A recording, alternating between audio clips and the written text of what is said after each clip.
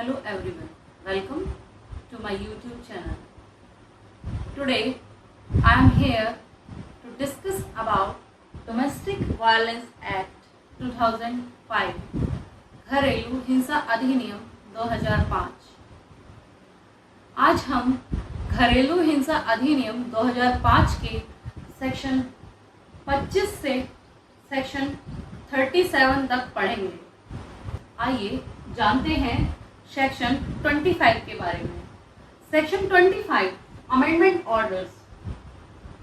Court can change a letter, modify और alter the orders which the court has passed.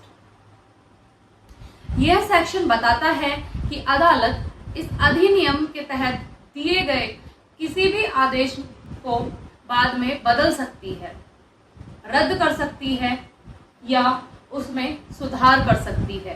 यदि पहले कोई आदेश जैसे संरक्षण, निवास, भरण पोषण, बच्चे की कस्टडी आदि पारित हुआ है तो अदालत उसे बदली हुई परिस्थिति में बदल सकती है। पीड़ित महिला या आरोपी में से कोई भी आवेदन कर सकता है।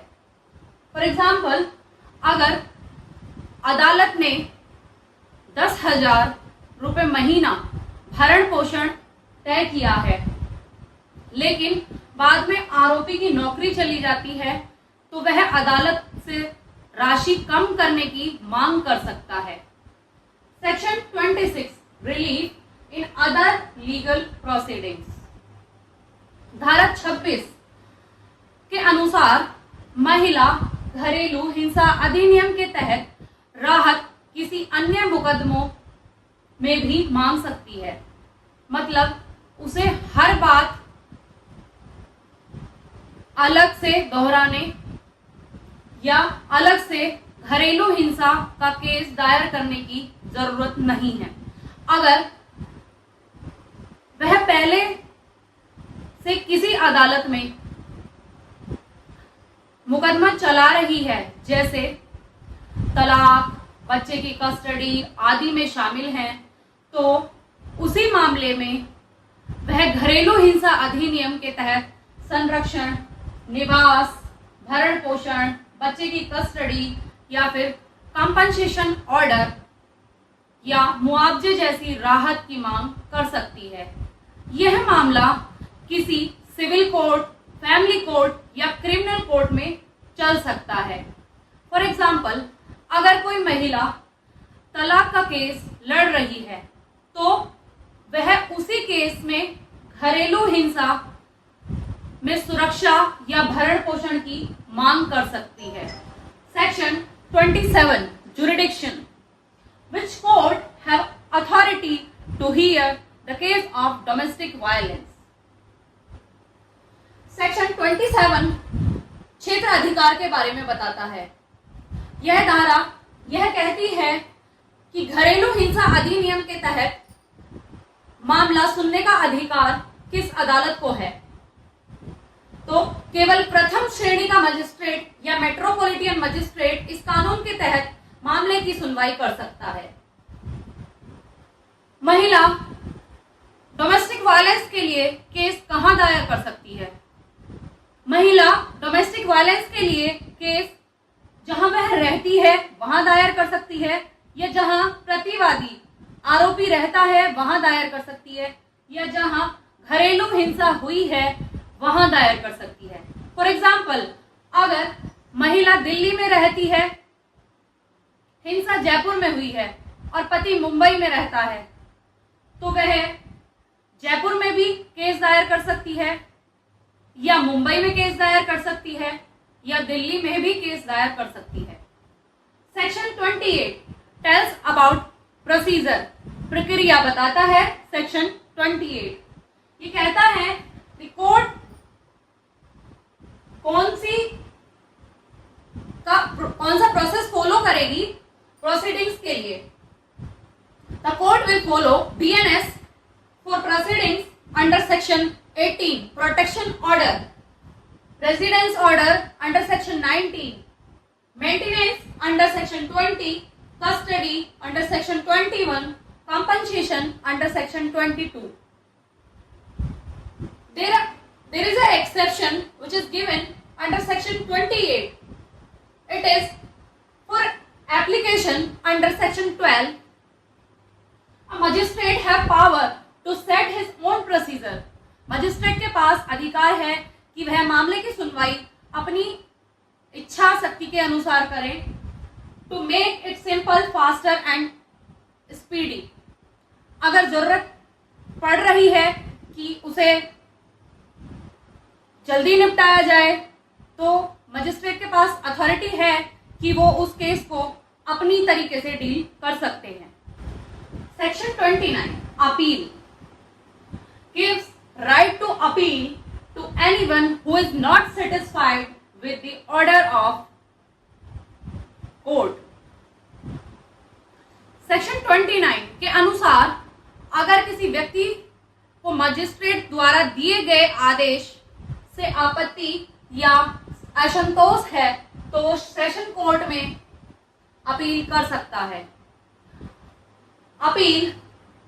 The appeal can be made to session court within 30 days from the date of order. Appeal 30 दिन के भीतर दायर करनी होती है आदेश की तारीख से. अपील कौन कर सकता है? पीड़ित महिला या प्रतिवादी आरोपी, दोनों में से कोई भी अपील कर सकता है. फॉर एग्जाम्पल, अगर मजिस्ट्रेट ने आदेश दिया है कि आरोपी हर महीने 10,000 रुपए पीड़ित महिला को देगा और आरोपी को लगता है कि यह ज्यादा है, तो वह 30 दिन के अंदर सेशन कोर्ट में अपील कर सकता है. Section 30 protection officers and service providers as public servant. ये धारा 30 यह कहती है कि इस अधिनियम के तहत काम करने वाले संरक्षण अधिकारी और सर्विस प्रोवाइडर, सेवा प्रदाता जैसे एनजीओ, शेल्टर होम आदि को लोक सेवक, पब्लिक सर्वेंट माना जाएगा. इसका मतलब है कि उन्हें वही कानूनी सुरक्षा और जिम्मेदारियां मिलेंगी जो सरकारी कर्मचारियों को मिलती हैं. इसमें इन्हें बिना डर के कर्तव्य निभाने में मदद मिलती है और उनकी जवाबदेही भी तय होती है. फॉर एग्जाम्पल, अगर कोई संरक्षण अधिकारी किसी घर में जाकर अदालत के आदेश का पालन कर रहा है तो उसे परेशान करना कानूनी अपराध नहीं माना जाएगा. Section 31 penalty for breach of protection order by respondent. धारा 31 के अनुसार यदि आरोपी अदालत द्वारा जारी किए गए संरक्षण आदेश या अंतरिम आदेश का उल्लंघन करता है तो यह एक आपराधिक अपराध, क्रिमिनल ऑफेंस माना जाएगा. इसके लिए सजा imprisonment up to 1 year, fine 20,000 और बोथ. इसके लिए सजा अधिकतम 1 साल की जेल या अधिकतम 20,000 रुपए का जुर्माना या दोनों हो सकता है. यह अपराध संज्ञेय, कॉग्निजेबल और गैर जमानती, नॉन बेलेबल होता है. पुलिस बिना वारंट के गिरफ्तार कर सकती है. आरोपी को जमानत का स्वतः अधिकार नहीं होता. फॉर एग्जाम्पल, अगर अदालत ने आदेश दिया है कि पति पत्नी के पास नहीं जाएगा लेकिन वह फिर भी पत्नी को धमकाता है या संपर्क करता है तो उसे गिरफ्तार किया जा सकता है और सजा हो सकती है. Section 32 cognizance of proof. 32 बताती है कि अगर कोई संरक्षण अधिकारी या संरक्षण आदेश का उल्लंघन करता है तो अदालत कैसे कार्रवाई करेगी। कॉग्निजेंस ऑफ ऑफेंस, अपराध का संज्ञान लेकर, और प्रूफ बाय सोल टेस्टिमनी, महिला के बयान में दोष सिद्ध होकर। कॉग्निजेंस ऑफ ऑफेंस, मजिस्ट्रेट सीधे एक्शन ले सकते हैं, यानी पुलिस जांच या शिकायत की जरूरत नहीं होती। प्रूफ बाय सोल टेस्टिमनी, महिला के बयान से दोष सिद्धि। अगर पीड़िता का बयान सच्चा और विश्वसनीय लगता है तो सिर्फ उसी बयान के आधार पर आरोपी को दोषी ठहराया जा सकता है, अन्य गवाहों की आवश्यकता नहीं होती। फॉर एग्जाम्पल, अगर महिला अदालत में कहती है कि आरोपी ने उसके घर के पास आकर आदेश का उल्लंघन किया है और मजिस्ट्रेट को उसकी बात पर विश्वास है, तो अदालत बिना किसी सबूत के आरोपी को सजा दे सकती है। Section 33, penalty for not discharging duty by protection officer. धारा 33 कहती है कि यदि कोई प्रोटेक्शन ऑफिसर, संरक्षण अधिकारी इस अधिनियम के तहत दिए हुए अपने कर्तव्यों को पूरा नहीं करता या उन्हें नजरअंदाज करता है तो उसे सजा दे सकती है अदालत। सजा अधिकतम 1 साल की या जुर्माना 20,000 या दोनों। यह प्रावधान इसलिए है ताकि अधिकारी अपने कार्य को गंभीरता से ले। फॉर एग्जाम्पल, अगर महिला शिकायत करती है कि संरक्षण अधिकारी उसकी कोई मदद नहीं कर रहा है, जैसे मेडिकल जांच या शेल्टर दिलाना, तो उसे अधिकारी के खिलाफ धारा 33 के तहत कार्रवाई हो सकती है। Section 34, cognizance of offence committed by protection officer. A court takes action only when aggrieved woman or someone on the behalf of aggrieved woman files a complaint. धारा 34 बताती है कि संरक्षण अधिकारी अगर अपने कर्तव्यों से लापरवाही करता है, जैसे धारा 33 में बताया गया है, तो उसके खिलाफ कैसे कानूनी कार्रवाई की जाएगी। अदालत तब तक कार्रवाई नहीं कर सकती जब तक कि पीड़ित महिला या उसकी ओर से कोई और व्यक्ति मजिस्ट्रेट को लिखित में शिकायत ना करे। संरक्षण अधिकारी को स्वतः दंड नहीं मिलेगा, उसके खिलाफ कार्रवाई तभी शुरू होगी जब लिखित में शिकायत की जाएगी। फॉर एग्जाम्पल, प्रोटेक्शन ऑफिसर महिला की मदद नहीं करता है और महिला मजिस्ट्रेट को लिखित में शिकायत देती है कि उस अधिकारी ने इस तरीके से मेरी हेल्प नहीं की या मेरी सुनवाई नहीं की, तो मजिस्ट्रेट उस अधिकारी के खिलाफ केस चला सकता है।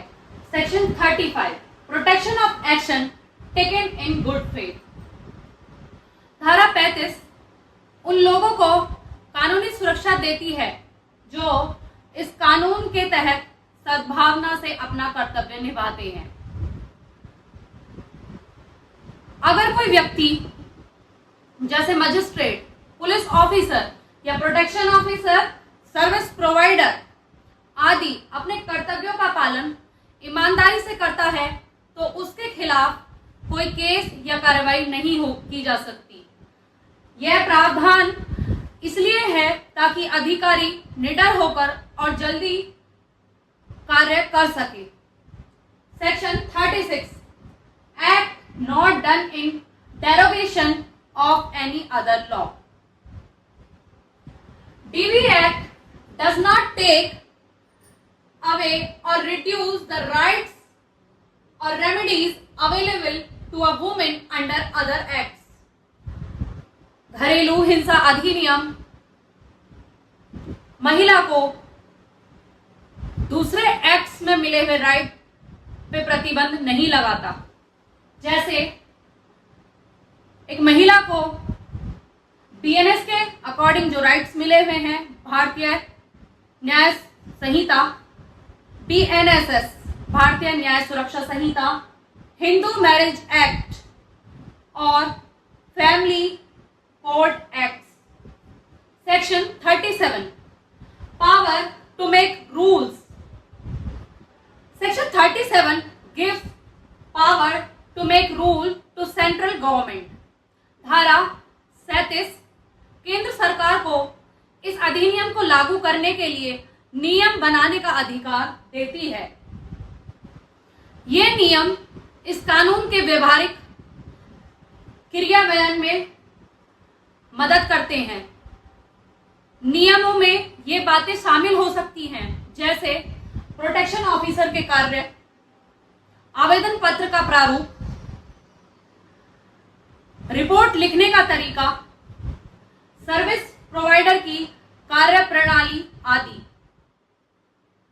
सरकार द्वारा बनाए गए नियमों को संसद के सामने रखा जाएगा और संसद चाहे तो उन नियमों को बदल सकती है या रद्द कर सकती है। If you like my video, do subscribe my channel and share my video. Thank you.